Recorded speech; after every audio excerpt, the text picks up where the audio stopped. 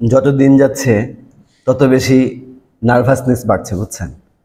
ছোটবেলায় স্কুল কলেজে পড়াকালে কোথাও মানুষজনের সামনে কথা বলা, অনুষ্ঠানে কথা বলা, এটা কোনো ব্যাপারই ছিল না, বুঝছেন না? যত দিন যাচ্ছে তত এটা ব্যাপার হয়ে যাচ্ছে। এবং অনেক বছর ধরে এমন হয়েছে যে আমার যেটা স্বাভাবিক সাপ্তাহিক ক্লাস থাকে, সেখানেও প্রতিটা ক্লাসের একদিন আগে থেকে আমার হাঁটু কাঁপা শুরু হয়, অ্যাংজাইটি শুরু হয়।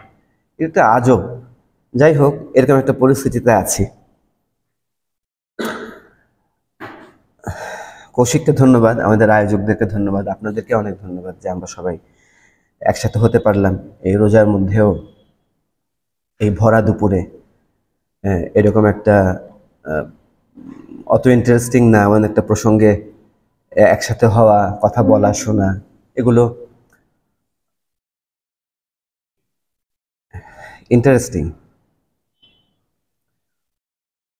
কৌশিক যেমন বললেন, এই আলাপটা, এই নামটা ধর্ষণ, বল প্রয়োগ, বলাৎকার, এটা একটা একটু বড় ধরনেরই, অত ছোট না, বিরাট বড়ও না, একটা লেখা 13 সালে আমার লেখা হয়েছিল। তো আজকে যা আলাপ আমরা করব তার আসলে সমস্তটাই ওই লেখাতে আছে। তো এইটা আমার জন্য একটা মানসিক বাধা হয়ে যাচ্ছে। যা কিছু আপনি অলরেডি 10-12 বছর আগে লিখেছেন, সেটাই আবার আরেকবার বলা কাজ হিসেবে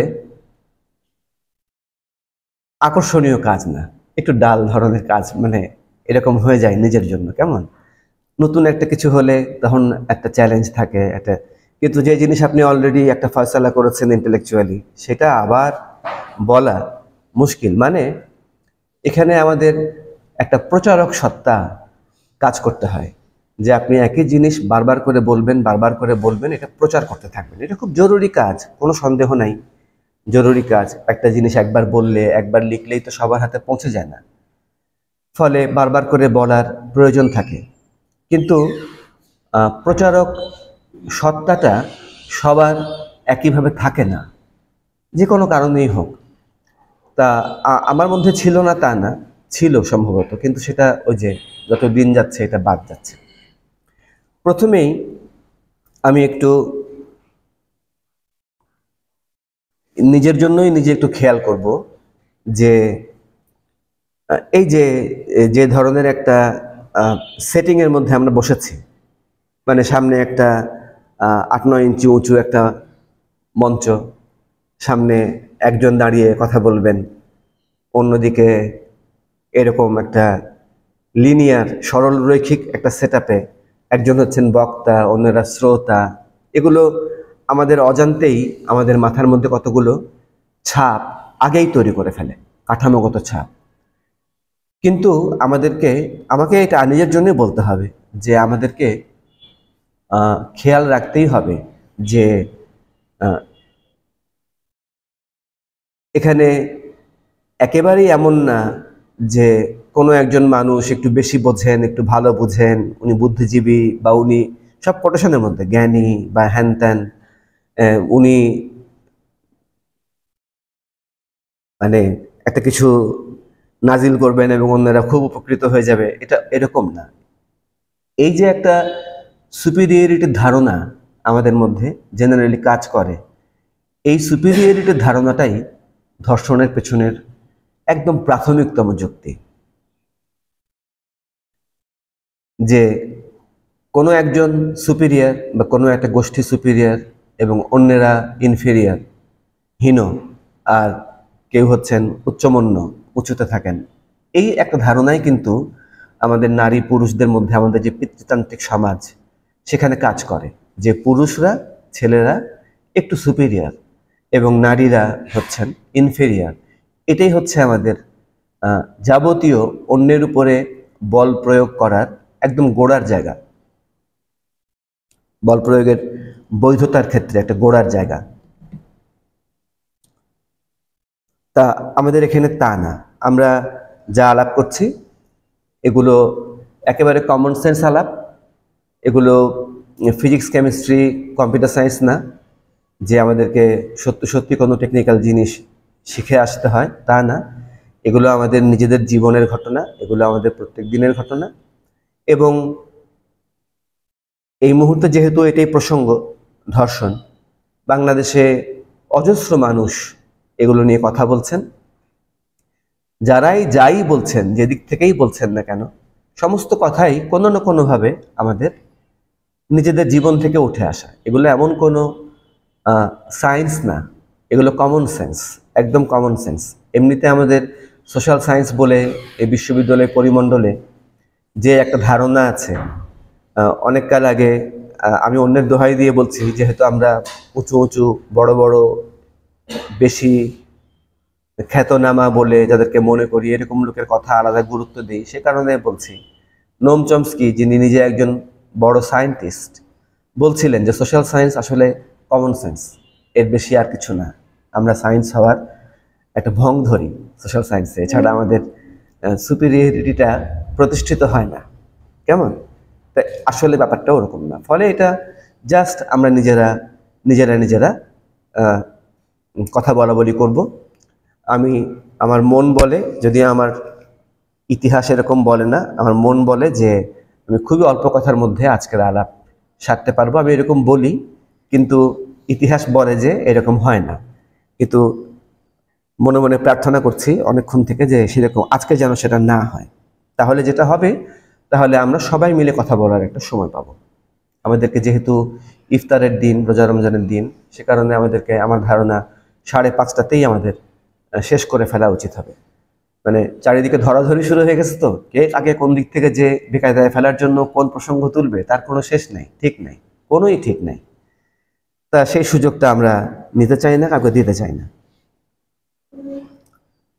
যখন এই প্রসঙ্গটা নিয়ে 13 সালে খুব বেশি আমরা আলোড়িত হয়েছিলাম, বারবার যেরকম হই একই প্রসঙ্গে, তখন ভাবতে গিয়ে আমার কাছে মনে হয়েছে যে একটা জিনিস আমরা হয়তো প্রচ্ছন্নভাবে খেয়াল করেছি, কিন্তু স্পষ্ট করে কখনো বলিনি।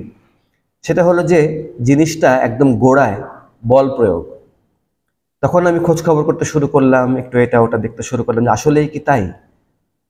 তা একদম আমাদের যে সাধারণ অভিধান, সেখানেই আপনি দেখবেন যে ধর্ষণ শব্দটার একদম আক্ষরিক অর্থ হচ্ছে বল প্রয়োগ। এবং ধর্ষণ শব্দটার শব্দের অর্থগত দিক থেকে যদি তাকান, ওখানে স্পেসিফিক্যালি বা নির্দিষ্ট করে এক্সপ্লিসিটলি প্রকাশ্যে যৌনতার প্রসঙ্গই নেই। এটা ধর্ষণ, মানে এটা বল প্রয়োগ, এটা অন্যকে পিষে দেওয়া, ফিজিক্যালি অন্যকে ডেস্ট্রয় করা। এবং যে কোনো ফিজিক্যাল ডিস্ট্রাকশান, আপনি যখন ডমিনেটেড হন যে কোনোভাবে, কি সাইকোলজিক্যালি কি ফিজিক্যালি, এই ডমিনেটেড হওয়ার ফিলটা আপনার আত্মাকে ক্ষতিগ্রস্ত করে। ফলে যেভাবে এটাকে আমরা একটা সেক্সুয়াল ইস্যু হিসেবে দেখি, যেভাবে এটাকে আমরা নারী পুরুষের প্রসঙ্গ হিসেবে দেখি, ব্যাপারটা একদম গোড়ায় তা না, এটা সর্বজনীন। ধর্ষণ, বল প্রয়োগ এবং তারই সূত্রে বলাৎকার শব্দটাও একদম হুবহু এই অর্থই বহন করে, বল প্রয়োগে। তার মানে এক ধরনের আবিষ্কারই করা গেল যে প্রসঙ্গটা ডমিনেশনের প্রশ্ন, বল প্রয়োগের প্রশ্ন, এবং সেটা আমাদের এখানে সবচেয়ে দুধ ভাত মার্কা স্বাভাবিক জিনিস। আপনি আপনার বাচ্চাকে চড়থাপ্পড় দেবেন, আপনার স্কুলের টিচার আপনার উপরে নানান ধরনের বল প্রয়োগ করবে, মানসিক, শারীরিক, স্কুলে, পরে কলেজে, এমনকি বিশ্ববিদ্যালয়েও আপনাকে সারাক্ষণ মনে রাখতে হবে যে আপনি বেকায়দায় পড়ে যাবেন, কারণ আপনি একটা পাওয়ার স্ট্রাকচারের মধ্যে আছেন, যেখানে কিছু লোক, শিক্ষক সমাজ মূলত তারা পাওয়ারফুল এবং শিক্ষার্থীরা পাওয়ারফুল না। ফলে বল প্রয়োগের মতো সস্তা, বহুলভাবে অ্যাকসেপ্টেড ধারণা কম আছে এবং তার প্রয়োগও কম আছে। সবচাইতে যে জিনিসগুলো প্রচলিত আমাদের সমাজে, তার মধ্যে হচ্ছে অন্যের উপরে বল প্রয়োগ করাটা বৈধ এবং স্বাভাবিক। আপনাকে শুধু একটু যুক্তি দেখাতে হবে যে এটা আপনি মঙ্গলের জন্য করছেন। যে কোনো জোর জুলুম, যে কোনো জবরদস্তি, সেটা সবসময় মঙ্গল এবং কল্যাণের দোহাই দিয়েই করা হয়।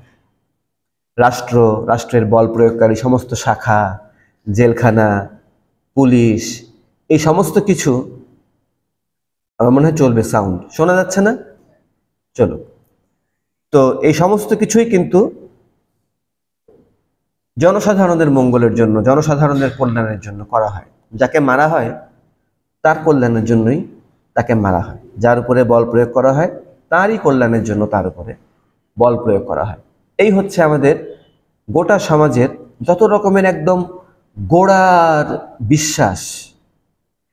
মানে আমরা যে জমির উপরে দাঁড়িয়ে আছি, ধ্যান ধারণাগত জমি, সেই জমিটাই যে মাত্র কয়েকটা জিনিস নিয়ে তৈরি হওয়া, তার মধ্যে একটা হচ্ছে বল প্রয়োগের ধারণা। ফলে আমরা এক অর্থে খুবই বহুল চর্চিত একটা প্রসঙ্গ নিয়ে কথা বলছি, কিন্তু আমরা এই সবচাইতে সাধারণ সত্যটাকেও খেয়াল করি না। এই কারণেই আমাদেরকে এই যে বারবার একই প্রসঙ্গে কথা বলতে হয়, আমাদেরকে বারবার একই ব্যাপারে কথা বলার একটা প্রয়োজনীয়তার মধ্যে পড়তে হয়। কিন্তু খুব গোড়ার আরেকটা ব্যাপার কি জানেন, যে শাস্তি দিয়ে, জেলখানা দিয়ে, বল প্রয়োগ করে কোনো প্রকারের মঙ্গল সাধন করা যায় না। আপনি পৃথিবীতে কোনো এক্সাম্পল দেখাতে পারবেন না, কোনো সত্যিকারের সিরিয়াস এক্সাম্পল দেখাতে পারবেন না, কোথাও না, যেখানে অন্যের উপরে বল প্রয়োগ করে দেশ, জাতি, সমাজ, ব্যক্তির জন্য কোনো মঙ্গল হয়েছে। এবং আপনি যদি ক্রাইম অ্যান্ড পানিশমেন্ট এলাকার একদম বেসিক স্ট্যাটিস্টিক্স দেখেন, সারা পৃথিবীর যে স্ট্যাটিস্টিক্স সরকারিভাবেই সারা পৃথিবীতে অ্যাভেলেবল আছে, সেখানে দেখবেন কি যে সমাজে খুব ইন্টারেস্টিং, খুব অদ্ভুত লাগে শুনতে, খটকা লাগে, কিন্তু খুবই সিম্পল, যে সমাজে মৃত্যুদণ্ড যত বেশি সেই সমাজে খুন তত বেশি। মানে মৃত্যুদণ্ড খুন কমায় না, একদম স্ট্যাটিস্টিক্স। আপনারা নেটে খোঁজ করবেন, পাবেন। আমি আজকে ওগুলো আমাদের আজকের আলাপের তরিকা হচ্ছে যে অনেক বিস্তৃত করব না, আমি অল্প কথায় বলে যাব, তারপরে আপনারা যদি যা যা বলেন তখন আমরা আরো ফার্দার কথা বলার চেষ্টা করব। জেলখানা ইন জেনারেল ক্রাইম কমায় না সারা পৃথিবীতে, একদম স্ট্যাটিস্টিক্স। আমি একটা এক্সাম্পল দিই। সারা পৃথিবীতে সবচাইতে বেশি জেলখানা কোন দেশে? আপনারা কখনো খেয়াল করেছেন কিনা? জনসংখ্যার অনুপাতে সবচাইতে বেশি লোক বন্দী আছে, জেলখানায় আছে কোন দেশে? মার্কিন যুক্তরাষ্ট্রে। মার্কিন যুক্তরাষ্ট্রে ক্রাইমের রেট সবচাইতে বেশি। এখন মার্কিন যুক্তরাষ্ট্রের সবচাইতে ঘনিষ্ঠ প্রতিদ্বন্দ্বী যারা ছিলেন কয়দিন আগে, 10-15-20 বছর আগে, সোভিয়েত ইউনিয়ন। একদম বিপরীত একটা দেশ, এটা পুঁজিবাদী দেশ, ওটা সমাজতান্ত্রিক দেশ, সম্পূর্ণ উল্টা। সোভিয়েত ইউনিয়ন টিকে থাকতে মার্কিন যুক্তরাষ্ট্রের এই কৃতিত্বটা ছিল না। সবচাইতে বেশি জেলখানার মালিক মার্কিন যুক্তরাষ্ট্র ছিলেন না। কারা ছিলেন? Soviet union. খুব ইন্টারেস্টিং। এবং এই দুই জায়গাতেই ক্রাইম এর হার কমানোর ক্ষেত্রে জেলখানা কোনো ভূমিকা রাখেনি, এখনো রাখে না। ধরেন 1990-91 সালে আমি একবার চেক করেছি, মার্কিন যুক্তরাষ্ট্রে প্রতি 150 জন মানুষের মধ্যে একজন মানুষ জেলখানা থাকেন। এবং জেলখানাগুলো খুব আজব জায়গা, বুঝলেন? জেলখানাগুলোতে বড় লোকরা থাকেন না, একদম সারা পৃথিবীতে স্ট্যাটিস্টিক্স দেখবেন, জেলখানাগুলোতে গরিব মানুষেরা থাকেন। জেলখানাগুলোতে অন্যান্য দিক থেকে যারা দুর্বল শ্রেণী গোষ্ঠী সমাজে তারা থাকেন। মার্কিন যুক্তরাষ্ট্রের জেলখানাগুলোতে সবচাইতে বেশি থাকেন কালো মানুষেরা, এশিয়ানরা, ল্যাটিনোরা, মেইন স্ট্রিম হোয়াইটরা না। যে হোয়াইটরা আছেন কিছু জেলখানায়, এদের বেশিরভাগই আবার একেবারে গরিব। আমার জেলখানা থাকার অভিজ্ঞতা আছে। 1/11-এর সময় আমরা এমার্জেন্সিকে চ্যালেঞ্জ করে ব্রেক করেছিলাম। তখন এমার্জেন্সির আমলটা শেখ হাসিনার আমলের যে বৈশিষ্ট্যগুলো আপনি জানেন, ভয়ের, সেটা সূত্রপাত আমাদের এখানে ঘটেছিল 1/11-এর সময়।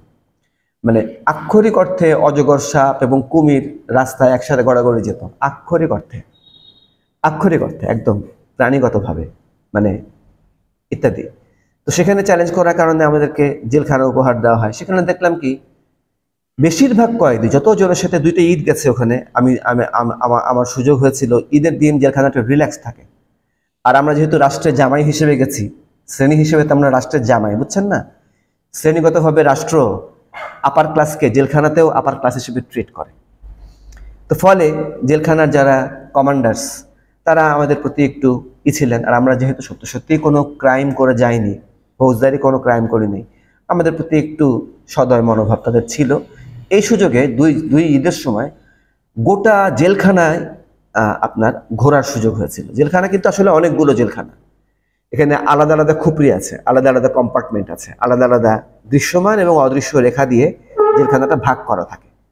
জেলের মধ্যে অনেক জেল থাকে, এক জেল থেকে, জেলখানার ভিতরে একটা জেল থেকে অন্য জেলে আপনি যেতে পারেন না, যেটা ঈদের 2টা দিন যেতে পারলাম। সেখানে যে কয়টা জিনিস দেখা গেল অত অল্প সময়ের মধ্যে, আমি প্রায় প্রত্যেককে র্যান্ডাম একটা সার্ভের মধ্যে দিয়ে গেলাম কয়েদিদের সাথে, যে তারা সবাই মনে করেন যে জেলখানা নিয়ে কোনো কথা নাই, জেলখানা ইজ ওকে, এরকম একটা প্রতিষ্ঠান থাকুক, এটা দিয়ে সমাজের মঙ্গল হয়। কিন্তু উনি যে জেলখানায় আছেন এটা ভুল, জেলখানা ঠিক। এটা আরেকটা ওয়ার্ল্ড ওয়াইড স্ট্যাটিস্টিক্স, আপনি যদি খোঁজ করেন তখন দেখবেন যে খোদ জেলখানা যারা ভুগছেন তারা জেলখানা নামক প্রতিষ্ঠানটা নিয়ে শঙ্কিত না, বিচলিত না, তারা মনে করেন যে এটা ওকে, কিন্তু তার থাকাটা ঠিক না। প্রতিষ্ঠানগুলোর পক্ষে একটা বিপুল বৈধতা আমাদের সমাজে উৎপন্ন হয়ে আছে।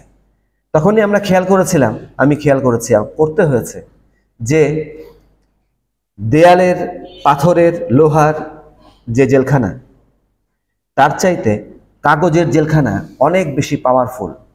কাগজের কারাগার মানে জেলখানার আইডিয়াটা, জেলখানা চলে কিন্তু কাগজের উপরে, কথার উপরে। জেলখানা শুধু লোহা এবং পাথরের উপরে চলে না। যদি গোটা সমাজ মনে করতো যে এই প্রতিষ্ঠানটা গ্রহণযোগ্য না, এটা আমাদের জন্য কোনো মঙ্গল করে না, আপনি পাথর দিয়ে লোহা দিয়ে এটা আটকে রাখতে পারতেন না। যেভাবে শেখ হাসিনাকে আপনি দেখলেন যে এত বড় সেনাবাহিনী, তার এত র্যাব, তার এত বিজিবি, তার এত বাহিনী, তার এত প্রতিরক্ষা, কোনো কিছু কাজে লাগলো না। যেই মাত্র সমাজের মধ্যে নতুন মতামত তৈরি হলো সর্বসম্মতভাবে যে তার এই শাসন অবৈধ, সেই মাত্র তার কোনো রকমের নিরাপত্তা, কোনো রকমের থানা পুলিশ, সেনাবাহিনী, কোনো কিছু দিয়েই তাকে বাঁচানো গেল না। আচ্ছা, তো গোড়ার জায়গাটা হচ্ছে এখানে যে ধর্ষণ কোনো ক্রিমিনাল অফেন্স না। বেসিক্যালি আমাদের আইনের পরিভাষায় ধর্ষণ ক্রিমিনাল অফেন্স, সেটা ঠিক আছে, আইন শুধু আইন দেখতে পায়, এটা আইনের সীমাবদ্ধতা। আইন ছাড়া অন্য কোনো কিছু দেখতে পায় না। আইন যদি ফিলোসফি নিয়ে আলাপ শুরু করে, আইন যদি সোশিওলজি নিয়ে আলাপ শুরু করে, তাহলে দণ্ডবিধি টিকবে না, পেনাল কোড টিকবে না। কিন্তু actually every crime is a political crime, every murder is a political murder. আমাদেরকে একটু বড় করে তাকানোর প্রয়োজন পড়ে। আমরা একটা গাছ নিয়ে এত ভালো মন্দ বিচলিত হয়ে যাই প্রশংসায় এবং সমালোচনায়, যে গোটা বনটা সব মিলে কি দাঁড়াচ্ছে এটা আমাদের চোখে পড়ে না। গাছ দেখতে গিয়ে আমরা অরণ্য দেখতে পাই না, আবার অরণ্য দেখতে গিয়ে আমরা গাছ দেখতে পাই না। মানে আমাদের এখানে খণ্ড চিন্তার প্রভাব অনেক বেশি, সংকীর্ণ চিন্তার প্রভাব অনেক বেশি। আমাদের এখানে সমগ্র চিন্তন, হোলিস্টিক থিঙ্কিংয়ের জায়গাটা একদম কম। কিন্তু এখন এটা আপনারা সবাই জানবেন, আমরা সবাই জানি, এটা কমন সেন্স ইন্টারনেটের কল্যাণে, যে এই বিশ্ব ব্রহ্মাণ্ড আসলে একটা নেটওয়ার্ক, এভরিথিং ইজ কানেক্টেড। অনেক রকম ভাষায় এই কথাটা আমরা অলরেডি জানি, এভরিথিং ইজ কানেক্টেড। তার মানে একটা নির্দিষ্ট সমস্যা আমাকে যদি সমাধানের কথা ভাবতে হয়, তাহলে আমাকে একটু সমগ্রটাকে দেখতে পারতে হবে যে এর সাথে আর কি কি জিনিস কানেক্টেড। তাছাড়া আমরা খণ্ড জিনিস নিয়ে দৌড়াদৌড়ি করব, আমরা গোটা সিস্টেম দেখতে পাবো না। সিস্টেম একটা অদৃশ্য জিনিস, সিস্টেম দেখা যায় না। সমাজ যেমন একটা সিস্টেম, অদৃশ্য। আপনি সমাজকে কোথাও নির্দিষ্ট জায়গা দেখতে পান না যে এটা হলো সমাজ। সমাজকে আপনি হাত দিয়ে ধরতে পারেন না। আপনি যেমন বাতাসকে মুঠোবন্দি করতে পারেন না, কিন্তু আপনি জানেন যে আপনি বাতাসের মধ্যে আছেন। আপনি যেমন আপনার নিঃশ্বাস প্রশ্বাস খেয়াল করেন না। আমরা আমরা যেমন যখন কথা বলি নিজের কথা নিজে শুনতে পাই না, বলে যেতে থাকি। সব মিলে যে ডিসকোর্স দাঁড়াচ্ছে, সব মিলে মোট যে আলাপ আলোচনার ধরন দাঁড়াচ্ছে, সেটা আমরা খেয়াল করতে পারি না। নিজে কিন্তু বলে যাচ্ছি, নিজের কথাটাই শুনছি না। একদম আক্ষরিক অর্থে দেখবেন যে ঘটনাটা এরকম হয়। ধর্ষণের আগে থেকেই, মানে একটা নির্দিষ্ট ব্যক্তি ধর্ষক হয়ে ওঠার আগেই তার সামনে ধর্ষণের ধারণা উপস্থিত থাকে, তাকে এটা আবিষ্কার করতে হয় না। প্রত্যেকটা খুনি খুনি হয়ে ওঠার আগে, ব্যক্তিগতভাবে আপনি এবং আমি একটা নির্দিষ্ট খুন করার আগে আমাদের সামনে খুনের ধারণা থাকে। শাস্তি কি, শাস্তি কিভাবে কতটা কাজে লাগে, তার একদম ব্যক্তিগত অভিজ্ঞতা তৈরি হওয়ার আগেই আমাদের সামনে শাস্তির এবং জেলখানার ধারণা থাকে। এগুলো হচ্ছে মঙ্গলের এবং কল্যাণের ধারণা, শাস্তি দিলে মঙ্গল হবে এবং কল্যাণ হবে। তার মানে যে কোনো বড় সমস্যা, তাৎপর্যপূর্ণ সমস্যা নিয়ে আমাদেরকে যদি ভাবতে হয়, তাহলে আমাদেরকে যতটা সম্ভব একটু সমগ্র চিন্তা করতে হবে এবং যতটা সম্ভব আমাদেরকে সমস্যার একটু গোড়ায় যেতে পারতে হবে। আমরা যদি কারণগুলোকে রেখে দেই তাহলে তার ফলাফলও থেকে যাবে। আমরা নির্দিষ্ট একজন ব্যক্তিকে শাস্তি দিলাম, সে মার্ডার করেছে, রাষ্ট্র তাকে মার্ডার করলো আইনি পদ্ধতিতে, খুন মানে ফাঁসি দিল, মৃত্যুদণ্ড দিল ইত্যাদি, কিন্তু তাতে করে মার্ডারের কারণ চলে গেল না। সমাজে এরপরেও খুন হবে, খুন হতেই থাকবে। খুনের কারণ যতক্ষণ থাকবে ততক্ষণ তার ফলাফলও থাকবে। যতক্ষণ আপনি মশার উৎসগুলোকে রেখে দিবেন ততক্ষণ কোনো কয়েল, কোনো কিছু দিয়ে আপনি মশা দূর করতে পারবেন না, মশা থেকে যাবে। আপনি আমাদের সাবানের বিজ্ঞাপনে দেখবেন যে সাবান ভাইরাসকে খুন করে, ভাইরাসকে উচ্ছেদ করে দেয়, উন্মূল করে দেয়, নির্মূল করে দেয়। কিন্তু আপনি যতই সাবান মাখতে থাকেন ভাইরাসের উৎস যাবে না, ভাইরাস থাকবে এবং আপনি আক্রান্ত হতেই থাকবেন। ফলে আপনাকে আরো বড় করে আরো গোড়ার জায়গাতে খেয়াল করতে পারতে হবে। তা ধর্ষণের সমস্যাটার একদম গোড়ায় কি আছে? একদম গোড়ায় আছে বল প্রয়োগের ধারণা। কতগুলো ধারণাগত দিক আছে, কতগুলো ধারণাগত দিক, যেটা আমাদের কতগুলো সামাজিক চর্চাকে, কতগুলো সামাজিক অনুশীলনকে, প্র্যাকটিসকে টিকিয়ে রেখেছে। যেমন বল প্রয়োগের ধারণা, যেমন বিবাহের ধারণা, পিতৃতন্ত্রের ধারণা। এবং আমরা যদি খেয়াল করি তাহলে দেখব যে আমি এগুলো এক্সপ্লেন করব না, বল প্রয়োগ অলরেডি অনেক এক্সপ্লেন করে ফেলেছি। বিবাহটা নিয়ে হয়তো একটা দুটো কথা বলতে পারি। বিবাহ হচ্ছে নারীকে অধীনস্থ করে রাখার একটা সিস্টেম। বিবাহের সব খারাপ, বিবাহ আগামীকালকে সুইচ টিপে অফ করে দেওয়া উচিত, আমি সেটা বলছি না। কোনো কিছুই সুইচ টিপে অফ করে দেওয়া যায় না, কোনো কিছু আইন জারি করে অফ করে দেওয়া যায় না, কোনো কিছুকে ভালো না বললেই সেটা উড়ে যায় না। কিন্তু কোনো কিছুর বৈশিষ্ট্য যদি দেখতে শুরু করি আমরা, তাহলে তার ভালো মন্দ নিয়ে আমরা আস্তে আস্তে আস্তে আস্তে স্পষ্ট হতে পারি। এবং দেখবেন সত্যিকার অর্থে সমাজে একদম গোড়ার পরিবর্তনগুলো, বড় পরিবর্তন, র্যাডিক্যাল পরিবর্তনগুলো ধীরে ধীরে আসে ওভার দ্য টাইম। এটা ধীরে ধীরে আসতে থাকে, সংস্কারের মধ্য দিয়ে আসতে থাকে। পুরনো একটা অপতর্ক আছে যে সংস্কার না বিপ্লব। সংস্কার মানে অল্প অল্প অল্প অল্প করে পরিবর্তন, আগের জিনিসটাকে রেখে তার চেঞ্জ ঘটাতে থাকা, এবং ঘটাতে ঘটাতে ঘটাতে ঘটাতে এমন একটা পর্যায়ে গিয়ে আপনি পৌঁছাবেন যখন দেখবেন জিনিসটা একেবারে আমূল বদলে গেছে। বিবাহ অন্তত 5,000 বছর ধরে আছে, 5-7 হাজার বছর ধরে আছে। আপনি শুধু ভারতীয় পুরাণ যদি দেখেন, ভারতীয় বেদ পুরাণ এগুলো যদি দেখেন, পুরনো দণ্ডবিধি দেখেন, দণ্ডবিধি শব্দটার উৎস, একদম নির্দিষ্ট উৎস হচ্ছে মহাভারত, মনুসংহিতা, এগুলো যদি দেখেন দেখবেন যে বিবাহের অনেক বয়স। কিন্তু আমরা খেয়ালই করি না যে বিবাহ নামক প্রতিষ্ঠানের কোনো সমস্যা থাকতে পারে।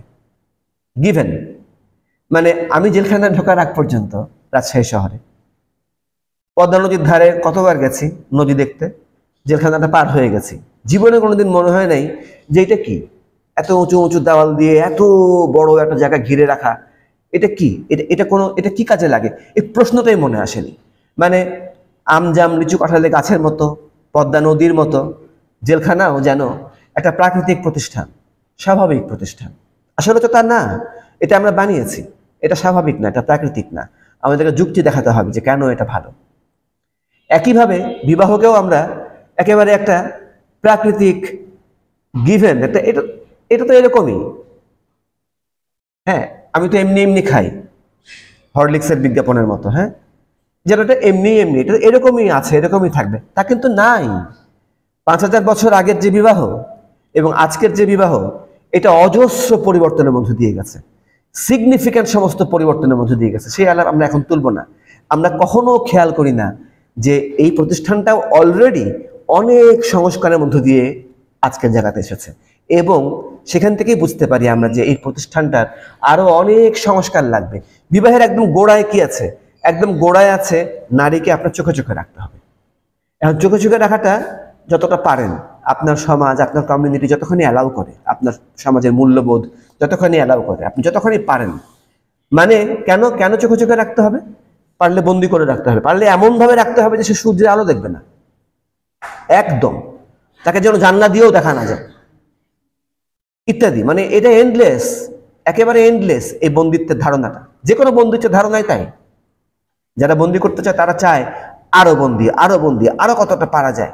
এবং এটা চিরকালই বিপরীত দিক থেকে লড়াইয়ের উপর ডিপেন্ড করে যে কতটা আমাকে তুমি বন্দি করতে পারবা আর কতটা আমি আমার স্বাধীনতার জমি বড় করতে পারবো।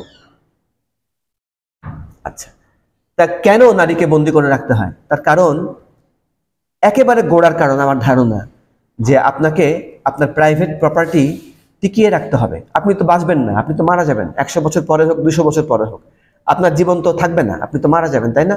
তারপরে এই যে সারা জীবন ধরে এত কষ্ট করে আপনি সম্পত্তি জোগাড় করেছেন, ব্যক্তিগত প্রপার্টি তৈরি করেছেন, এর কি হবে? আপনি মরে গেলে তো এটা 10 হাতে বিতরণ হয়ে যাবে। কিন্তু না, আপনি চান যে আপনার ব্যক্তিগত উত্তর পুরুষ বা উত্তর নারী, উত্তরাধিকার, তারা যেন আপনার প্রপার্টির মালিক হয়, এই প্রপার্টির জন্য বেহাত না হয়।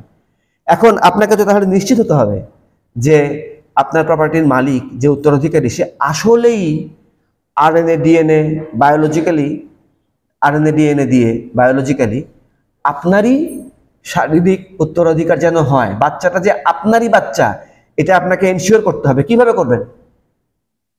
মেয়েটাকে বন্দি করে রেখে, যেন মেয়েটার গর্ভে অন্য কোনো শুক্রাণু প্রবেশ করতে না পারে। That's it, that much simple, ঠিক না? ফলে কখনো সমাজ এমন জায়গা ছিল যে আপনি মেয়েটাকে একেবারে ঘরের মধ্যেই রাখবেন, বাইরের আলো, সূর্যের আলো তার গায়ে লাগবে না। কিংবা 5000 বছর পরে এসে আপনি এমন জায়গায় যাবেন যে ঠিক আছে, অনেক কিছু করতে হবে, উপায় নাই, দিন দুনিয়া বদলে গেছে, কিন্তু সুরঞ্জনা কি কথা তাহার সাথে, ওই যুবকের সাথে, অন্যের সাথে কথা বলো না, অন্যের সাথে রিক্সায় উঠো না, একসাথে চা খাও না, তাহলেও তুমি গর্ভবতী হয়ে পড়তে পারো, আমার উত্তরাধিকার অনিশ্চিত হয়ে পড়তে পারে। That is marriage in the very beginning, একদম গোড়ায় হচ্ছে এটা। এখন তার মানে ম্যারেজের সব মিথ্যা, ম্যারেজের সব খারাপ, এই রকমের binary, yes no, black white, ভালো মন্দ, শুভ অশুভ, দিন রাত, এরকম বাইনারি জায়গায় যাওয়া যায় না। জীবন বাইনারি না, জীবনে আলো থাকে, অন্ধকার থাকে, দিন থাকে, রাত থাকে। এবং খুবই ইন্টারেস্টিং হলো, যতই অন্ধকার খারাপ হোক, অন্ধকার ছাড়া পৃথিবী চলবে না, জাস্ট চলবে না, এটার উপায় নাই। অন্ধকার খুব জরুরি, রাত খুব জরুরি, সূর্যের আলোও খুব জরুরি, সব কিছু জরুরি। এবং নেচারের একটা প্রাকৃতিক সবচেয়ে গোড়ার বৈশিষ্ট্য হচ্ছে যে এখানে সব কিছু থাকে, সব কিছু, গু মুত, আবর্জনা, পদ্ম ফুল, গোলাপ ফুল, সব কিছু, এছাড়া প্রকৃতি নাই। আচ্ছা, তো এই তো নারীর বন্দিত্বের একেবারে গোড়ার জায়গা, বিবাহের গোড়ার জায়গা। বিবাহ এবং বলাৎকার মানে বল প্রয়োগ, এই দুইটা হচ্ছে আলটিমেট পদ্ধতি যা দিয়ে আপনি নারীকে বন্দি করেন। কিংবা নারীর প্রশ্ন যদি শুধু না আনি, আমি বলেছি বলাৎকার একটা সর্বজনীন ধারণা, সর্বজনীন শব্দের অর্থ কি? সবার জন্য মঙ্গলকর, সবার জন্য মঙ্গলজনক। তা এই বিবাহ এবং বল প্রয়োগ এটা পুরুষের বেলায়ও প্রযোজ্য, সবার বেলাতেই প্রযোজ্য। কেমন? বিবাহ হচ্ছে ফুসলানো, বিবাহ হচ্ছে আদর করে, ফুলের মালা দিয়ে, মাথায় হাত বুলিয়ে আপনাকে একটা জিনিস করতে রাজি করানো, এবং ব্র্যাকেটে লিখে রাখা, রাজি যদি না হও তাহলে মায়ের হবে। এটা আমাদের সর্বজনীন পদ্ধতি। মহাভারত বলছে পুরস্কার এবং তিরস্কার, অনুগ্রহ এবং নিগ্রহ। কেমন? অর্জুন এবং যুধিষ্ঠিররা আলাপ করছিলেন, যুদ্ধ হয়ে যাওয়ার পরে কে রাজা হবে। সবাই এসে ধরেছে যুধিষ্ঠিরকে যে আপনাকে রাজা হতে হবে, আপনি বেস্ট মানুষ। যুধিষ্ঠির বলছে আমি কোন দিক দিয়ে বেস্ট হলাম? রক্ত, মাংস, মল, মূত্র, বীর্য, পুজ, যা কিছু শরীরে আছে সবই তো অন্যদেরও আছে, আমারও আছে, তা আমি কোন দিক দিয়ে উন্নত হলাম? উনি কিছুতেই রাজা হবেন না। এইসব আলাপের এক পর্যায়ে আসছে যে তাহলে যুদ্ধ করলেন কেন? আগে বললেন না কেন যুদ্ধ করতে হবে? আপনি জানেন না, অর্জুন বলছে আপনি জানেন না যে দণ্ড ছাড়া মানুষ স্বভাবত ক্রিমিনাল।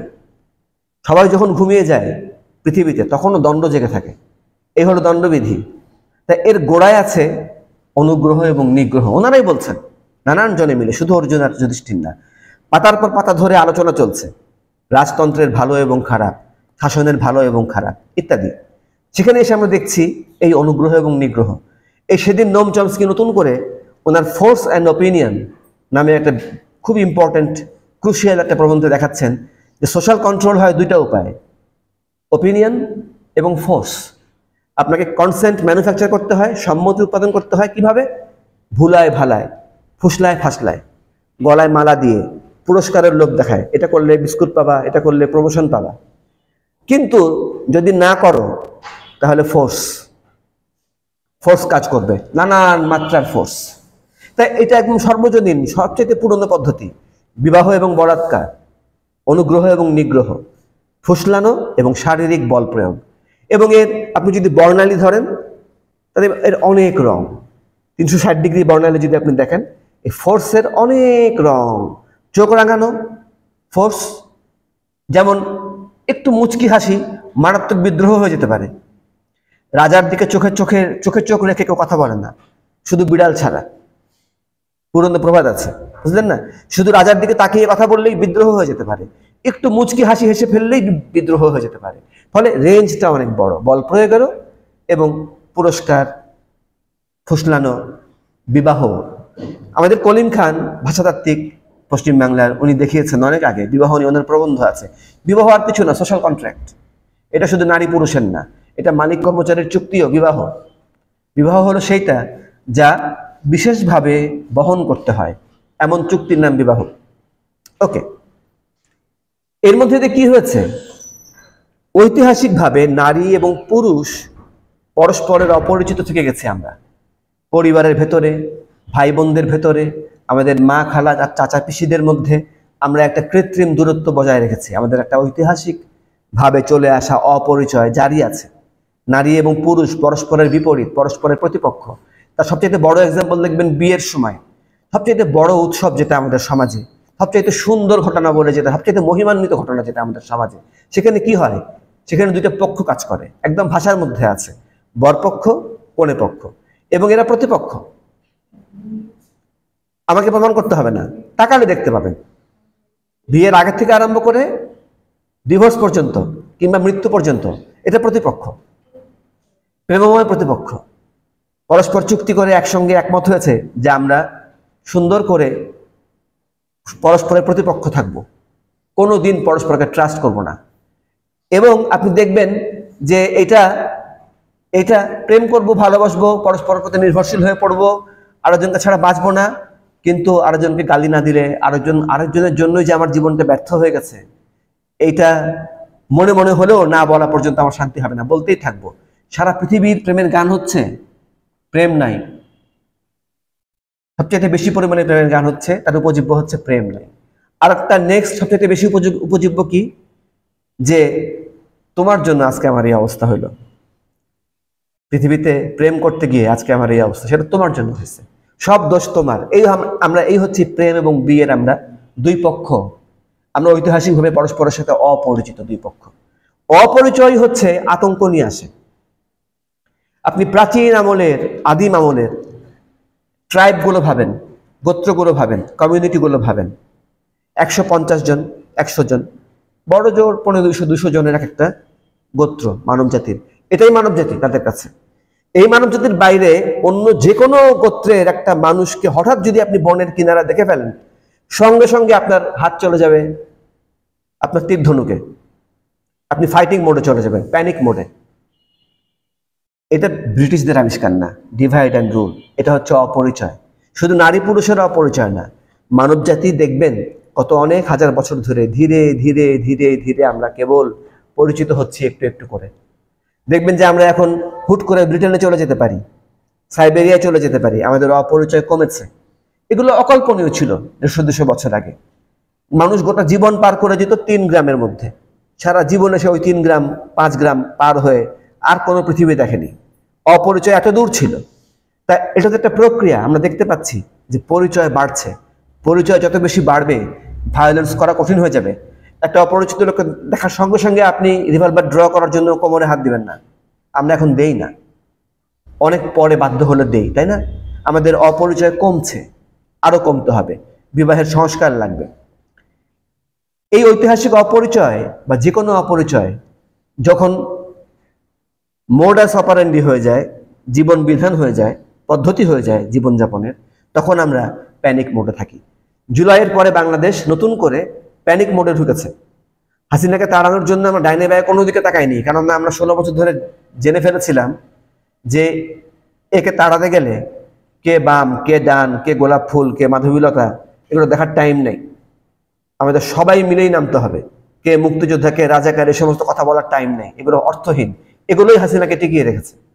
ফলে আমরা নিরুপায় হয়ে তাকাইনি যে আমাদের হিজাব পরা মেয়েটার পাশে জিন্স টি শার্ট পরা মেয়েটা লড়াই করেছে। ছেলেদের বেলাতেও তাই, বিভিন্ন মত, বিভিন্ন পথ আমরা একসাথে জুলাই করেছি। কিন্তু যাহা জুলাই পার হলো, আমরা প্যানিক মোডে ফিরে গেলাম। কেন? আমরা চিনতে পারছি না মাহফুজ আলম কে আসলে। মাহফুজ আলম হিজবুত তাহরীর নাকি, বা শিবির নাকি? এবং ইসলামিস্টরা প্যানিকড। এই দেশ মনে হয় সেকুলার হয়ে গেল, বাংলাদেশ মনে হয় এলজিবিটি হয়ে গেল, এটা এনজিও এলজিবিটি দিয়ে ভরে গেল। আর কোনো রাস্তা নেই, এদেশ থেকে ইসলাম বাঁচানোর আর কোনো পথ নাই। আর আমাদের সেকুলার ভাই বোনেরা প্যানিকড হয়ে গেলেন যে অলরেডি আফগানিস্তান হয়ে গেছে, আর কোনো জায়গা নেই। এটা কি? এটা আমাদের দৃষ্টিক্ষীণতা, আমরা চোখে কম দেখি। এটা আমাদের আতঙ্ক। মানুষ আতঙ্কিত হয় কখন বলেন তো? যখন তার নিজের উপরে ভরসা থাকে না, নিজেকে সে যখন ট্রাস্ট করে না, সে তখন অন্য কাউকে ট্রাস্ট করে না। ধর্ষণ হচ্ছে এই যে সম্পর্কের বিকার ঘটে আতঙ্ক থেকে, অপরিচয় থেকে, সেই সম্পর্কের বিকারের নাম হচ্ছে ধর্ষণ। তখন আমরা যাকে চিনি না তাকে নিয়ে যাবতীয় আজগুবি ধারণা প্রণয়ন করা ছাড়া আমাদের আর কোনো পথই থাকে না।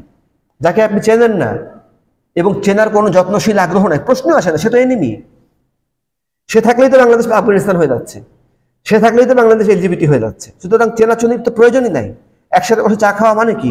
তার সাথে আমার একটা ছবি যদি প্রকাশিত হয়ে যায় ফেসবুকে, তাহলে তো শেষ, আমার ইমান শেষ। আমার কমিউনিটি আমাকে মনে করবে যে আমি কাফের হয়ে গেছি। দুই পক্ষই তাই। কাফের হওয়ার আতঙ্কে, নিজের কমিউনিটি থেকে সমাচ্যুত হয়ে যাওয়ার আতঙ্কে আমরা আতঙ্কিত, সবাই আতঙ্কিত, সবাই। এই আতঙ্কই নারীকে পুরুষের প্রতি এবং পুরুষকে নারীর প্রতি আতঙ্কগ্রস্ত করে তোলে। এবং শুধু নারী পুরুষ না, ছাত্র শিক্ষক, চোর পুলিশ, আইনজীবী এবং তার ক্লায়েন্ট, ডাক্তার এবং তার পেশেন্ট, হেন কোনো সম্পর্ক আপনি আমাদের সমাজে পাবেন না যারা পরস্পরকে ডিস্ট্রাস্ট করে না। যে কোনো রোগী বাই ডিফল্ট মনে করে যে এই ডাক্তার আমার ঠিক মতো চিকিৎসা করবে না, ও টাকা খাওয়ার জন্য আসছে। যে কোনো টিচার সে ধরে নেয়, জেনারেলি, ব্যতিক্রম সব জায়গাতে আছে, যে শিক্ষার্থীরা হলো গরু, আমি হচ্ছে রাখাল। শিক্ষার্থীরাও মনে করে যে ও বেতন পায়, তেল তুল মেরে টিচার হয়েছে, আসলে একটা গরু, কিছুই পড়াতে পারে না। যাবতীয় সম্পর্ক পরস্পরের অপরিচয়ের সম্পর্ক। অনেক এগোনোর পরেও, অনেক পরিচিত হতে থাকার পরেও আমরা এখনো অনেক পিছিয়ে আছি। কিন্তু কোনো মাফ নাই। গোটা পৃথিবী ছোট হয়ে আসছে, ইন্টারনেট, অন্যান্য জিনিস, আপনি আমি কি চাই না চাই তাতে কিচ্ছু যাবে আসবে না। আমরা আজকে যতই কালচার ওয়ার করি না কেন, আর 100 বছর ইন্টারনেট চললে আমাদেরকে আরো পরিচিত হওয়া ছাড়া কোনো রাস্তাই নেই। আচ্ছা, এই হচ্ছে আমাদের গোড়ার ধারণাগুলো, পরিস্থিতিগুলো, যা আমাদেরকে শুধু ধর্ষণ না, আরো অনেক ধরনের বিকারের দিকে নিয়ে গেছে। আরো আমাদের গোড়ার কতগুলো জায়গা আছে, প্রলোভন, মিডিয়া, মার্কেটিং, অ্যাডভার্টাইজিং, যেখানে আপনি মেয়েদেরকে ব্যবহার করেন। ব্যবহার করতে করতে করতে করতে মানে দুষ্টুমিওয়ালা কথাবার্তা আছে যে এই কলিকালে একমাত্র পুরুষ হলেন পুঁজি, আর সবাই তার দাসী। কি নারী কি পুরুষ, বাকি সবাই তার দাসী। এই কলিকালে শ্রীকৃষ্ণই একমাত্র পুরুষ, আমাদের বৈষ্ণব সাহিত্য বলছে, আর সবাই আমরা নারী। বাকি সবাই আমরা নারী ভাবে কৃষ্ণ ভজনা করব, তবেই ভগবান পাবো। এর নানান রকম অর্থ আপনি করতে পারবেন, কিন্তু একটা অর্থ হচ্ছে এই যে বস একজনই, পুঁজি, এবং পুঁজি নারীকে বেচতে বেচতে বেচতে বেচতে বেচতে বেচতে তার যদি মনে পড়ে সে বাচ্চাকেও বেচবে, তার যদি মনে পড়ে সে গাছপালা বেচবে, তার যদি মনে পড়ে সে আপনার ন্যাশনালিজম বেচবে, তার যদি মনে হয় সে আপনার ভাষা বেচবে, সে আপনার ধর্ম বেচবে, যা যা বেচা যায় সবকিছুই সে বেচবে, সে পুরুষকেও বেচবে। আপনি ঐশ্বরিয়া না এই বলে খুব বেশি মাপ পাবেন না, আপনাকে শাহরুখ খান হতে হবে, you will be sold out. আপনাকেও পেশি দেখাতে হবে যে আমার মাসুল আছে। হ্যাঁ, মেয়েটাকে অন্য জিনিস দেখাতে হবে, আপনাকে মাসুল দেখাতে হবে, আপনাকে হাইট দেখাতে হবে, মানে মাফ নাই। আমি আমার ঝোঁকটা খেয়াল করছেন, আমার ঝোঁকটা হচ্ছে গোটা জিনিসটাকে একসঙ্গে দেখতে পারা যতটা সম্ভব, যেন আমরা বুঝতে পারি যে আমরা কোনো খণ্ড প্রবলেমের মধ্যে নাই। আচ্ছা,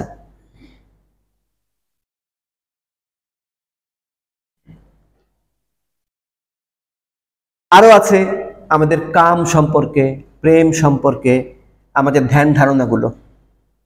প্রেম মানে হলো আনঅফিসিয়াল ম্যারেজ। আজকের দিনে এটা একদম পরিষ্কার হয়ে গেছে, টিনেজাররা জানে, আমরা যারা বয়স্ক আমরা কম জানি, কারণ আমাদের বিদায়ের সময় ঘনায় আসছে। আমাদের টিনেজার বাচ্চারা জানে যে তোমার সাথে প্রেম করি মানে বিবাহের সব আইন কানুন এখানে প্রযোজ্য থাকবে, শুধু কাগজ থাকবে না। এবং সে কারণে কি হবে, খুব ঘন ঘন ডিভোর্স করা যাবে, উঠতে বসতে বিয়ে, উঠতে বসতে ডিভোর্স। এটা হচ্ছে প্রেম, এবং উঠতে বসতে দোষারোপ, তোমার জন্য আজকে আমার এই অবস্থা। এই হচ্ছে প্রেমের ধারণার মধ্যে, কামের ধারণার মধ্যে আমাদের একদম গোড়ার এবিসিটি ঝামেলা আছে। কাম কি বলেন? কাম খারাপ, কাম খারাপ, করিমানা কাম ছাড়ে না মদনে, প্রেম রসিয়া হব কেমনে। আমাদের ফকির লালন বলছেন, আমি খুব রুচিহীন, শিক্ষাহীন, মূল্যবোধহীন প্রায় মানুষ। রেডিমেড যত শিক্ষা আছে প্রায় কিছুই কিভাবে জানি আল্লাহ পাক আমার গায়ের মধ্যে দিল না। বুঝলেন না? শুধুমাত্র ইনবিল্ট যে বিচার বুদ্ধি, ইনবিল্ট সাদা চোখ, ইনবিল্ট যে বিবেক বুদ্ধি, যা কিছু যেটা আমাদের সবাইকে দেওয়া আছে, নেচার দিয়েছেন, আল্লাহ দিয়েছেন, আপনি যাকেই দায়ী করেন না কেন, আমরা জন্মসূত্রে পেয়েছি, ওইটা ছাড়া আর কোনো রেডিমেড শিক্ষা আমার আর কাজ করলো না। ছোটবেলায় করতো, আস্তে আস্তে আস্তে আস্তে সব দৃশ্য খসে পড়লো, সব মুসলিমের পর্দা পার হয়ে গেল। এখন ক কে ক আর খ কে খ দেখা ছাড়া আর কোনো কিছুই সামনে থাকছে না। তা কাম আপনাকে ছাড়তে হবে। কাম ছাড়লে আপনার পৃথিবীতে প্রজনন হবে কেমন করে? এটা নেচারের বেসিক ট্রিক, একেবারে বেসিক মোস্ট ডিজাইন। কারো মায়ের অথবা বাপের ক্ষমতা নাই এই ডিজাইনের বাইরে যায়, ইম্পসিবল। এটা most powerful design of nature, যে প্রত্যেকটা প্রজাতিকে নতুন জন্ম দিতে হবে, তাছাড়া প্রজাতি টিকবে না। That is the basic natural design. তার জন্য কি লাগবে? তার জন্য প্রকৃতি কি করেছে? কাম বলে একটা অ্যাট্রাকশন তৈরি করছে, আর কিচ্ছু না, এটা অ্যাট্রাকশন। এবং অ্যাট্রাকশন মানে শুধু যৌন অ্যাট্রাকশন না। আপনি দেখবেন যে পৃথিবীর নিয়ম হলো, আপনি এখানে একটা দড়ি ফেলে রাখবেন, 3 দিন পরে এসে দেখবেন যে হুদাই ও নিজে নিজে আরো জনের সাথে প্যাচ খেয়ে বসে আছে। যে কোনো লতার এটা নিয়ম। মানে আমি বলতে চাচ্ছি, জড় পদার্থ পর্যন্ত বেহুদা, আমাদের চোখে বেহুদা, প্রায় অকারণে পরস্পরের সাথে কানেক্টেড হতে চায়। একেবারে কোনো কারণই নাই। ইসলাম ধর্ম নাই, হিন্দু ধর্ম নাই, অক্সিজেনের একটা অণু আর হাইড্রোজেনের একটা অণু দেখা হলে বলে কি একসাথে হবো নাকি? কেন? ওকে, এই হচ্ছে কাম। এর হাত থেকে আমাদের নিষ্কৃতি নাই, এর চেয়ে ন্যাচারাল কিছু নাই, এর চেয়ে স্বাভাবিক কিছু নাই। এটা যদি না থাকতো আপনার আর আমার জন্ম হতো না। কিন্তু আমরা ওখানেও অপরাধের ধারণা রেখেছি, অপরাধের। কাম অনুভব করাটা ক্রাইম। যারা রুলার তারা ক্রাইম ছাড়া কিচ্ছু দেখতে পান না।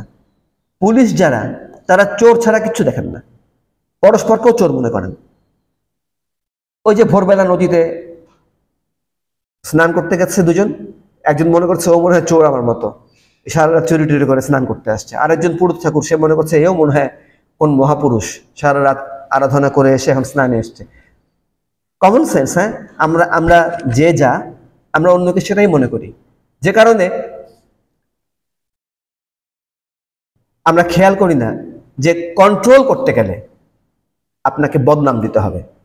কোনো কুত্তাকে মেরে ফেলার আগে বলতে হবে যে কুত্তাটা অসুস্থ, কুত্তাটা পাগলা কুত্তা। তাছাড়া তাকে আপনি মেরে ফেলতে পারবেন না, একটা কুত্তাকে মেরে ফেলতে পারবেন না। অন্যরা খারাপ বলবে, সবাই খারাপ বলবে, খারাপ বললে আপনি করতে পারেন না। করার জন্য আপনাকে আগে বদনাম দিতে হয়। ফলে সমস্ত মানুষ সম্ভাব্য অপরাধী।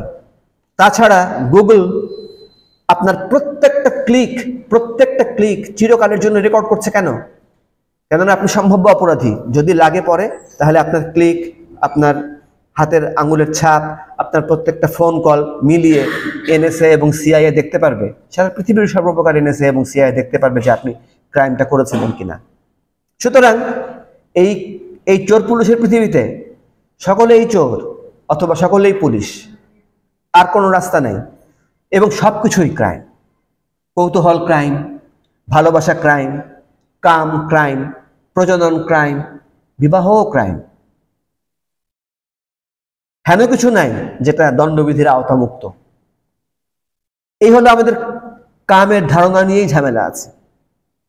হ্যাঁ, প্রেম নিয়ে তো বললামই। এগুলোর পুরোনো মন থেকে লোকজন খেয়াল করছেন, আমাদের চৈতন্য চরিতামৃতেই আছে। আমাদের শ্রী চৈতন্যর দোহাই দিয়ে ওই গ্রন্থের প্রণেতা কৃষ্ণদাস কবিরাজ বলছেন যে কামের সাথে প্রেমের কি পার্থক্য? পার্থক্য হলো যে কাম শুধু আত্মরতি চরিতার্থ করতে চায়, আর প্রেম তার পার্টনারের সুখ চরিতার্থ করার মধ্যে দিয়ে নিজের সুখ অনুভব করতে চায়। ভাববেন, আমি আর পেঁচাবো না এখন।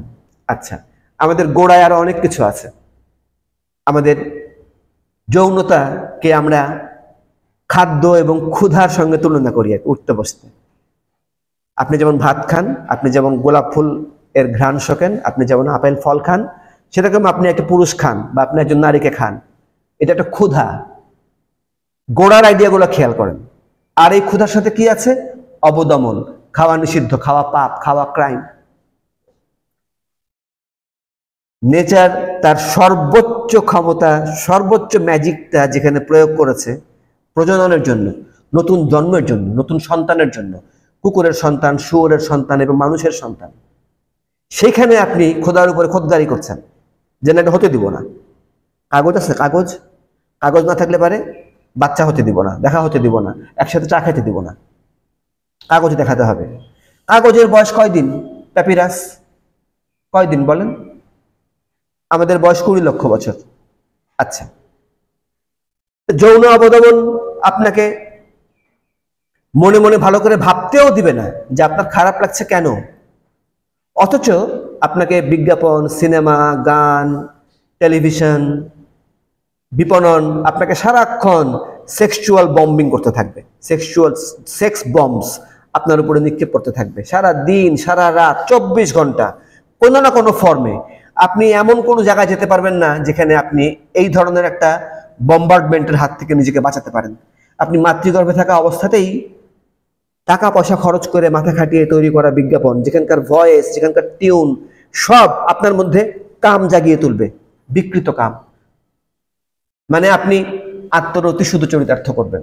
আপনি মনে করবেন যে আমার পেট ভরলেই দুনিয়া হ্যাপি। আসলে না, সেটা আমরা নিজেরাও জানি। আমার বাচ্চা না খেয়ে আমার ভালো লাগে না।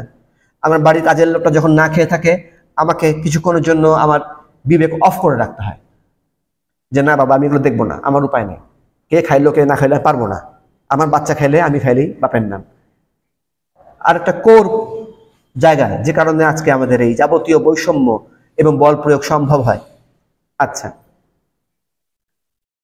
এই যে যৌন ক্ষুধা, যৌন অবদমন নারীর বেলায় পুরুষের বেলায় দুই রকমের রূপ ধারণ করে। একজনের বেলায় প্রধানত, একজনের বেলায় আগ্রাসন, ধর্ষণ, বল প্রয়োগ, আরেকজনের বেলায় সফট ম্যানিপুলেশন। আমি বাড়াবো না, এই কি বলে স্লাইড আর 2013 সালের লেখাটা নেটে অলরেডি আছে, স্লাইডটাও না হয় আমরা তুলে রাখবো। আমি এখন বাড়াবো না। কয়টা বাজে? আচ্ছা,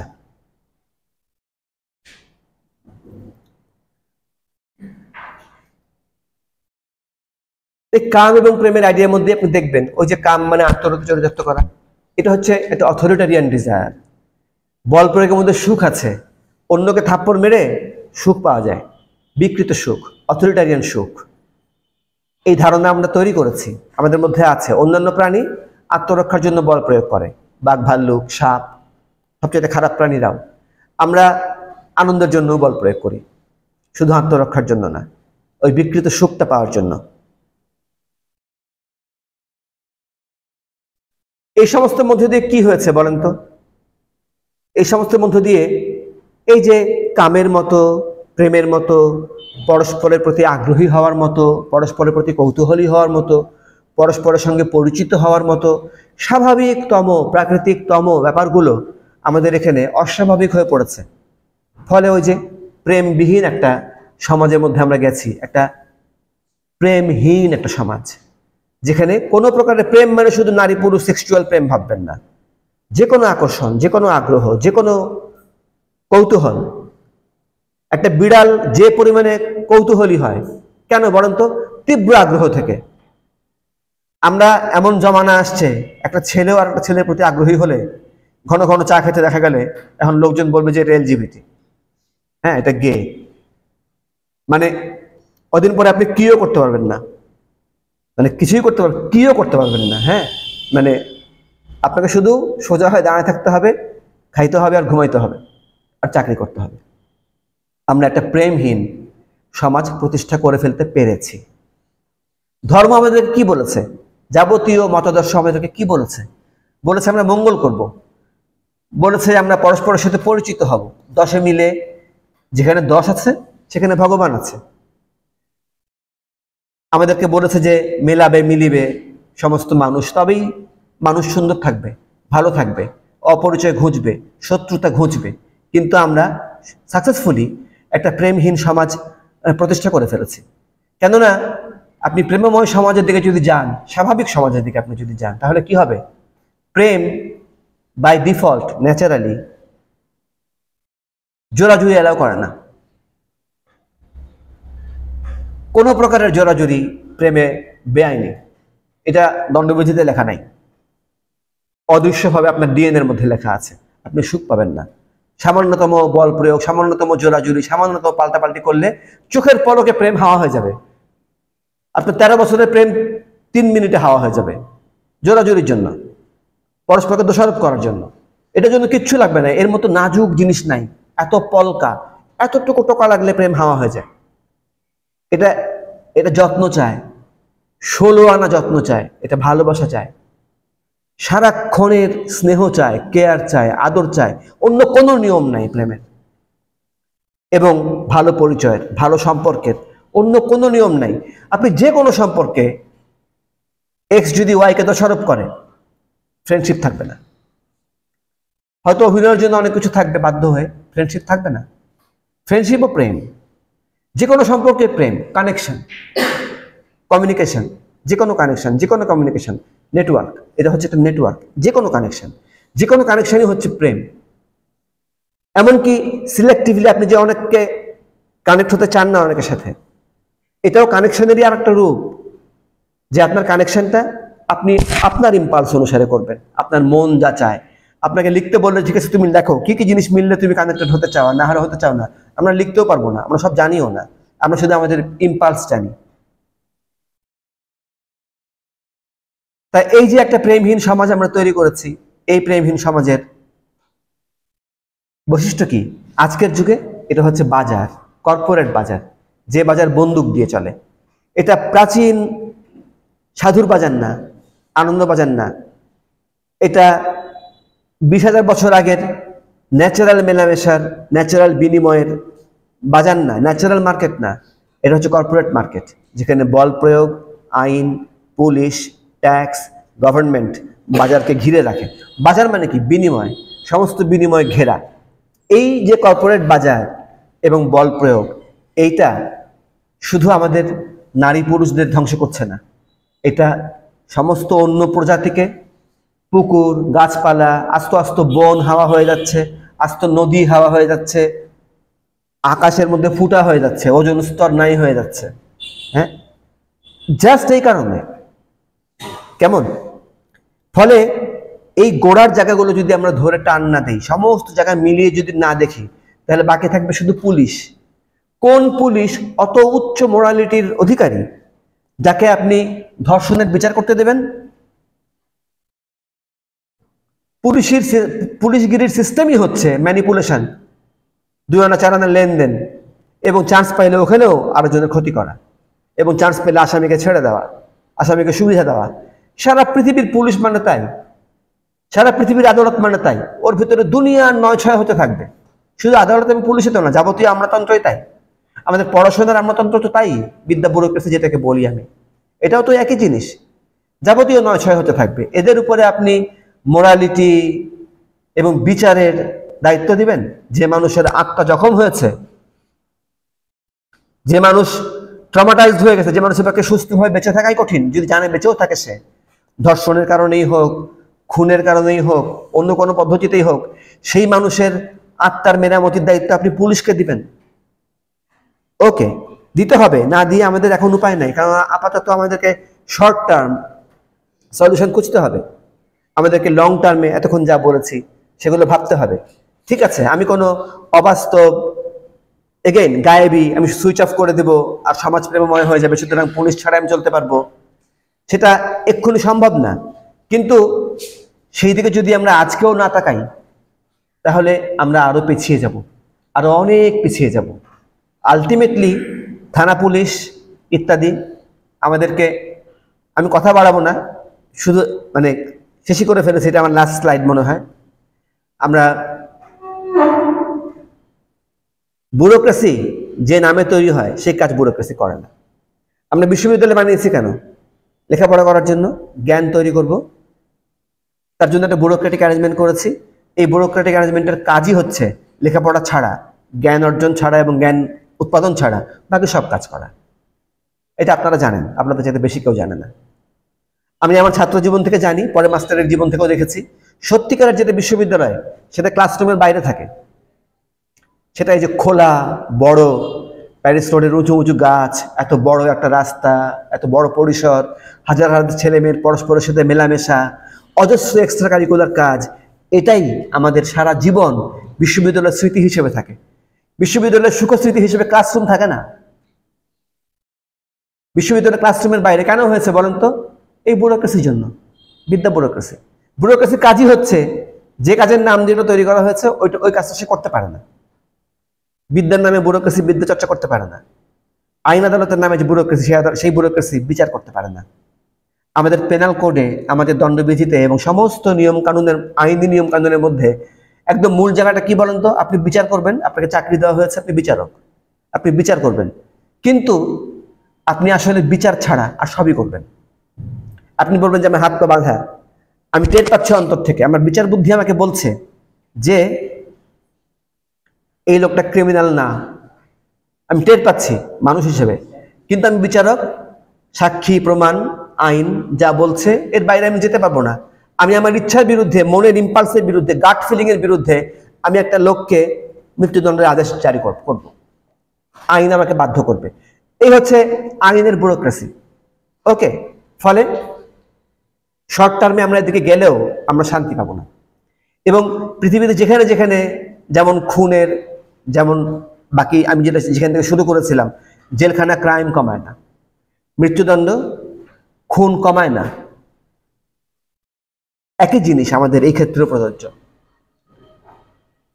আমাদের জুলাই আমাদের সমাজকে জাগিয়ে তোলার আরেকটা রাস্তা।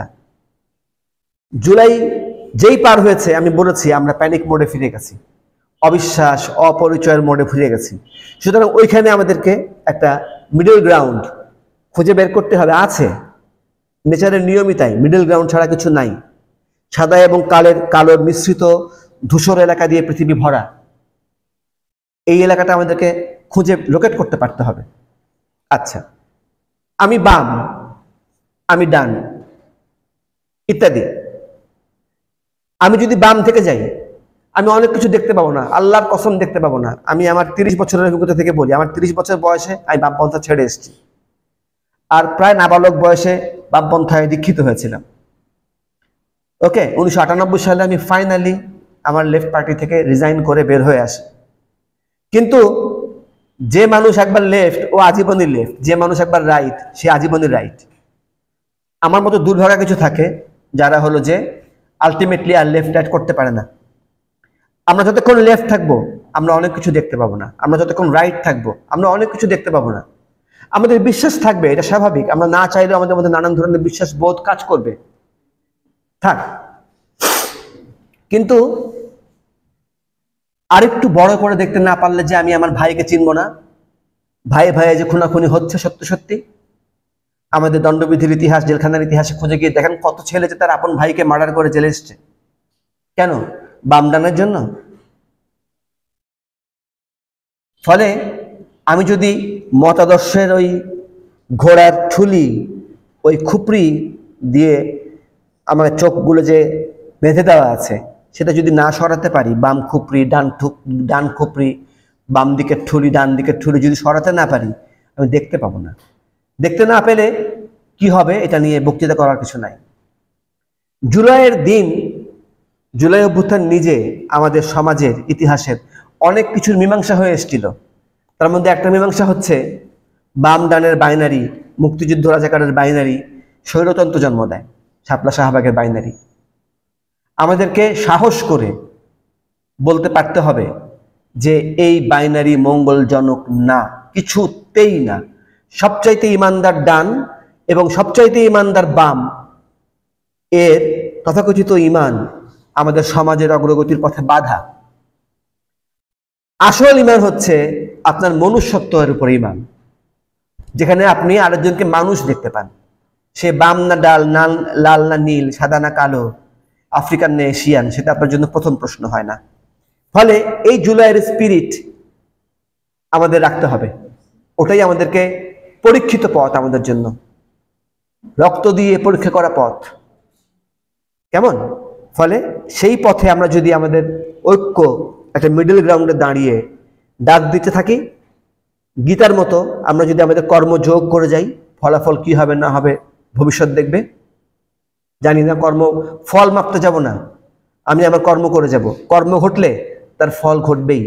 Everything is connected, there is a ripple effect, there is a butterfly effect, আপনারা জানেন অলওয়েজ। এখানে ঢেউ জাগলে মঙ্গল গ্রহ পর্যন্ত ঢেউ যাবে, আমরা দেখতে পাই বা না পাই। ওকে, ফলে আমাদের এই ঐক্য, এই ঐক্য রাজনৈতিক ঐক্য না, দার্শনিক ঐক্য না, পলিটিক্সের ঐক্য না, মানুষের বন্ধুত্ব, মানুষের আন্ডারস্ট্যান্ডিং। আর একটা মানুষ দেখে ততদিন আমার সবার আগে ভয় লাগবে, ততদিন আমি একটা ভীতু মানুষ, আতঙ্কগ্রস্ত মানুষ, বিকারগ্রস্ত মানুষ। এর উত্তর সাহসে না, এর উত্তর ভালোবাসায়।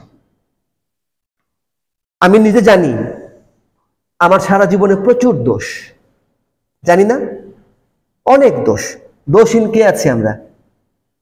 কিন্তু আমি তো এটাও জানি যে আমার অনেক গুণ, অনেক ভালো দিকও আছে, এবং সেটাই হয়তো বেশি। তা আমি যেন আমার প্রতিপক্ষকে, আমার বন্ধুকে ওই বেনিফিট অফ ডাউটটা দেই যে ওকে, তারও অনেক দোষ আছে, ধরেই নিচ্ছি, কিন্তু আমি কি তার গুণ দেখতে পাই? যদি দেখতে না পাই, আমি আমার গুণও দেখতে পাবো না, আমার দোষ আমাকে আচ্ছন্ন করবে। Thank you. আপনারা